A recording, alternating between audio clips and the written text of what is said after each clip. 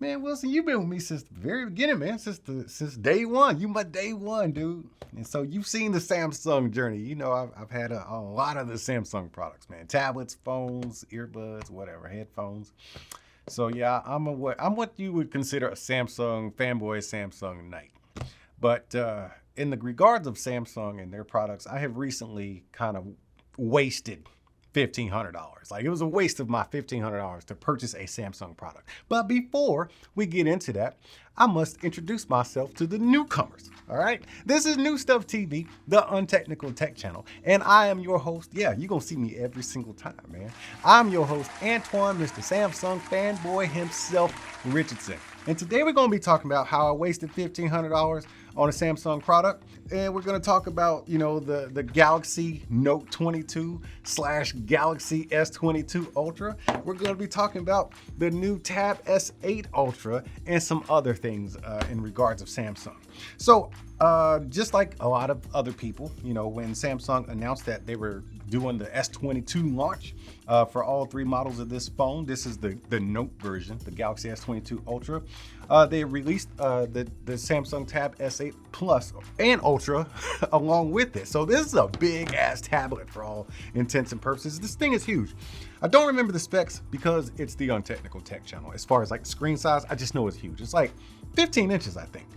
But the story about the phone, it's not so much as a story outside of the fact that the Note made a return a year after everybody thought it was going to be discontinued. So for all intents and purposes, man, this is the Galaxy Note 22. And to be honest with you, it's a fantastic phone. You should have known that from the beginning. There's really not much to talk about here, man. You know, I've seen people do camera comparisons. The camera's always going to be better than the last one. That's what they do. They're upgrading your phone experience. The screen is brighter and crisper, and you know, there's more processing power, more speed. Everything is supposed to be better in the next version. And that's what we get here. And basically the same footprint as the Galaxy Note 20 Ultra, only a little bit slimmer and I think shorter if I'm not mistaken. It's not an exact footprint, but it's a great phone, performs exactly like a Galaxy Note. So that's really all I have to say about this phone because it's the next version of the Galaxy Note, and I think we all should have expected that and nothing less, and possibly nothing more. I didn't. But I know you're curious, what kind of case does he have on his phone? If you follow this channel, you know I do not like to use cases, so this is not a case. This is the white version of the phone with the silver railings and bezels and everything, and I've ordered two, not one, but two Soapy Guard skins, and this is the blue honeycomb right here, and then I personally customly cut out the orange skin right here to put at the top of there. Something you could easily do if you wanted to, but Soapy Guard is the maker of both of these skins. As you can see, I've actually done the same thing with the Galaxy Tab S8 Ultra using the remainder of the phone skin. I just slapped it on the top left corner of this tablet just to distinguish which side is right side up on this tablet, but it does cover the back side. And if you have the keyboard case, which that's what this is, it also covers the inside of the keyboard. So if you went to Soapy Guard, not a sponsor, you probably should be though. If you went to Soapy Guard, you'll see all this stuff, and they actually have pretty bargain prices for what this stuff is. Now on to why I feel like I kind of wasted $1,500 with Samsung is the purchase of this Galaxy Book 360 Pro or Galaxy Book Pro 360, whatever you want to call it. Super slim 15-inch laptop. I purchased this laptop in 2021, late 2021, probably November, December-ish. And I felt like I got a great tablet, man. I was super excited. This thing is super thin. You'll notice I'm handling it with some gentle care because I broke it twice. Well, I didn't break it twice, it broke twice. And once again, this is not a review of anything. This is my Samsung experience as of the last, let's say, 6 months.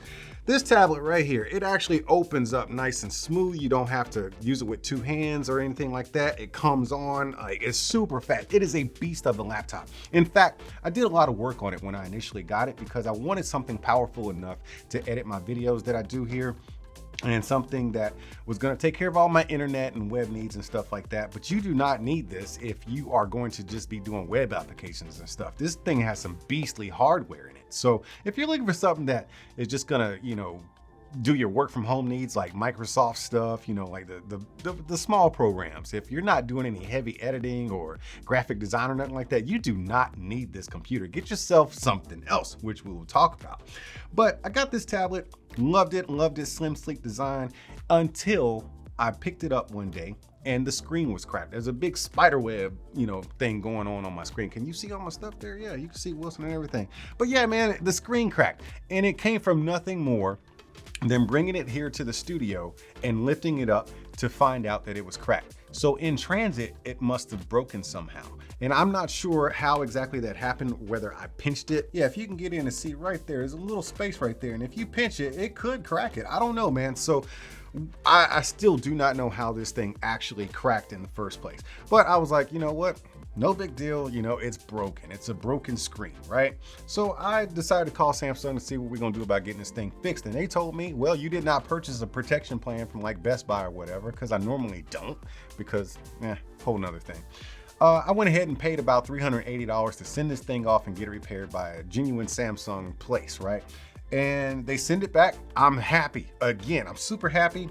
Literally inside of 28 days, I lift it up, the doggone screen is cracked again. I'm pissed at this point because I haven't even had it a total of 2 months, maybe 3 months, and I've cracked the screen twice. So I decided to call Samsung and complain, because at this point, it's not me, it's not the user. I will say I picked it up wrong, or I was too rough handling it, which I wasn't. I'll say that once, but inside of 28 days, it cracks again. This is a manufacturer defect in engineering. So I just looked at it, man. It has a super flimsy ass screen. It's like this thin aluminum panel, then you got this OLED screen on it. Yeah, it's probably gonna crack if you flex it too much. And I think that the flexing, like if you grab it from the corner, if you open it up, that flex wears down on that screen and it might snap. So be careful if you get this thing. I decided to purchase a 15-inch screen protector to go on it, just to add a little bit more support for that screen as it's lifting up and down. But I said to myself, this ain't even a portable laptop no more. And truth be told, I'm really, really nervous about, I made it here with the tablet intact. I gotta put this thing in the passenger seat and ride with it like, you know, like a Fabergé egg to make sure it doesn't crack in transport on the way home. So we're actually gonna put that thing over there. So my complaint to Samsung, I told them all about that tablet and how I felt about them and their tablet. I gave them the business for real. So they actually fixed the second crack for free. They sent it back and said, hey, we're gonna give you a complimentary screen for this. We're sorry, we're gonna fix it for free. So that's why it's intact now and it's fixed. But I barely use the computer anymore since the Tab S8 Ultra came into my house. It's almost the same size. I mean, it's just a little, it's the same height, but it is actually this, it's the same height, but it's almost the same width. And once you pair it up with the keyboard case, you have yourself a wonderful, or laptop experience. No, you don't have some of the same stuff that a true laptop or a true dedicated laptop will give you, but with the right accessories, you got yourself a doggone laptop experience, man. And this thing is super overpowered. It's super overkill for whatever you're gonna use it for, whether it's media consumption, work from home kind of stuff, with the power of Samsung DeX. Once you go over to the DeX side of things, whoo, it gets real interesting. I slapped that bad boy on the keyboard case right there, and I put it in DeX mode. It's already in DeX mode because that's usually what I use it in. You do not get all the ports that you would get with a laptop like that right there. What does this have on it? It has an SD card reader, and it has 3 USB-C ports and a headphone jack. Well, it doesn't come with all that, but if you go ahead and get yourself some peripherals, which we're talking about now, if you got a little money left over, you can get yourself this Anker 6-in-1 USB dock right here. It's got all the stuff you're gonna need, man. You got an HDMI, you got the USB-C, even PD, and then you got a USB 3.0, you got an SD and micro SD and a headphone jack inside of this thing, and you are worry-free. It fits perfectly on the side of this thing. You can just plop it in right there and it just sticks right there. And that way you have all your ports and you can shove in whatever you're gonna do and go to work. So your laptop slash PC experience is almost seamless. All you got to do is get past the learning curve of DeX. And like with apps like Gmail and stuff like that, I do not use a lot of apps in DeX. I actually use the web applications of the whatever I'm doing, like Gmail. I'll pull up Gmail on the tablet. In my case, I really like to use Microsoft Edge, so I pull up Microsoft Edge and then I pull up Gmail there, and I do my Gmail, all my email stuff through Gmail on the actual web, not the app, you know, because I'm using this as an actual laptop, and that's what you would do on your laptop. You don't pull up apps, you pull up the actual web application. So if you need a solid Chromebook, like a super overpowered Chromebook, that's where this bad boy comes in. And I'm telling you, I use this way more than I use my tablet. And I also carry it more. When I need to go somewhere and have a laptop with me, this is traveling with me because it's durable. It's actually thicker, it's actually thicker, so you don't have to worry about breaking it. It has this keyboard case, which actually protects the face of it, which I'm cool with. And then when it's just time to consume some media, it is a 15-inch tablet. However, it is not, once you got to get past the curve of, you know, if you're coming from the Tab S7 Plus like I was, it is naturally bigger. So you do have to get used to the size a little bit, but it doesn't take that long. It takes about 3-4 days for you to get used to the size. But let's say you just got the tablet and didn't get the keyboard case. If you can find yourself something to prop this up on, or if you just want the ultimate experience with this thing, you got to pick up the Logitech MX Keys Mini keyboard, as well as the MX Anywhere 3 mouse. Man, I love this combination. Oh, okay, so with my Tab S7 Plus, I used it with the mouse and keyboard a handful of times, but I kept having to reconnect everything. It was not a seamless transition. There's something they've done in the Bluetooth software here, or maybe it is the Logitech stuff. I have no idea, but I would always have to reconnect the keyboard or the mouse to the tablet. With this, both the keyboard and the mouse have 3 different profiles on here, or 3 different, it can be paired to 3 different devices, and you can just choose which one you want. I have this paired up, and it just goes, man. You set it down, everything's programmable. You even got an emoji key on here, man. So on the tablet itself, or on the keyboard itself, I should say, one of my complaints about the Tab S7 Plus keyboard is that you don't have like a readily available emoji button, and neither do you on the Tab S8 Ultra keyboard. But right here, I got a straight up emoji button. Check that out, man. To some of y'all, that might not be important because you don't really use emojis, but I like to express myself. And you know, I don't want to be hunting around doing the virtual keyboard while I got this physical one here looking for my emojis. So I got it right there. I'm just super stoked about that, dude. But the keyboard lights up and everything, you know, like it has some proximity sensors and stuff. It lights up so you can work in the dark, as well as this keyboard as well. This keyboard, the reason why this keyboard, this bookcase keyboard is so expensive, because it is, I think the MSRP is like $350, is because it does a lot of extra things. It's got this bigger mouse trackpad here, and it does light up and has a dimmable light as well. So you don't lose any features by going over to this Logitech keyboard, but you definitely gain a couple of features. And don't even get me started on this mouse, man. You got these programmable buttons and stuff. Great combination of items. I'm gonna put them right here for you. Great combination of items to pair up with your Tab S8 Ultra Plus or the regular version. You got just this Anker docking station right here and the keyboard and the mouse. For me, it has been an absolute pleasure. Like I said, the phone, I knew the phone was gonna be great because it's a Galaxy Note. It was the next version of the Galaxy Note. But the showstopper is definitely the tablet, the Tab S8 Ultra. I cannot speak for the Plus or the regular version, but I can definitely tell you that the Tab S8 Ultra is where it's at. Last, I wanna talk about the camera on this thing. The processing, the power, it's all there. The camera on this thing is fantastic. I haven't used that many tablets, but I gotta say it's the best camera I've ever had on a tablet.